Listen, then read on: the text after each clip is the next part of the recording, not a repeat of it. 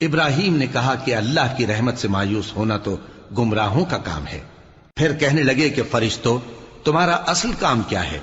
انہوں نے کہا کہ ہم ایک گناہگار قوم کی طرف بھیجے گئے ہیں کہ اس کو عذاب کریں، مگر لوط کے گھر والے کہ ان سب کو ہم بچا لیں گے، البتہ ان کی بیوی کہ اس کے لیے ہم نے ٹھہرا دیا ہے کہ وہ پیچھے رہ جائے گی۔ پھر جب فرشتے لوط کے گھر آئے تو انہوں نے کہا کہ تم تو ناآشنا سے لوگ ہو۔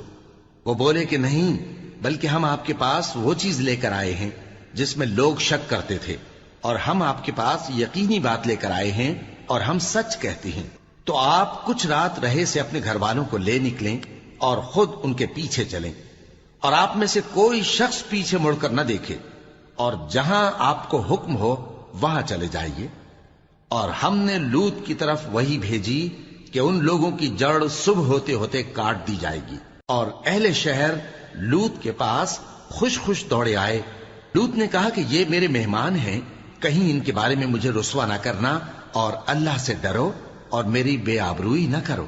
وہ بولے، کیا ہم نے تم کو سارے جہان کی حمایت و طرفداری سے منع نہیں کیا؟ انہوں نے کہا کہ اگر تمہیں کرنا ہی ہے تو یہ میری قوم کی لڑکیاں ہیں، ان سے شادی کر لو۔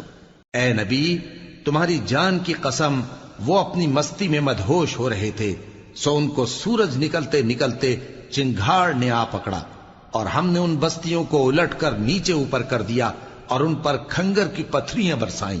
بے شک اس قصے میں اہل فراست کے لیے نشانی ہے، اور وہ بستیاں اب تک شام جانے والے سیدھے رستے پر موجود ہیں۔ بے شک اس میں ایمان لانے والوں کے لیے نشانی ہے۔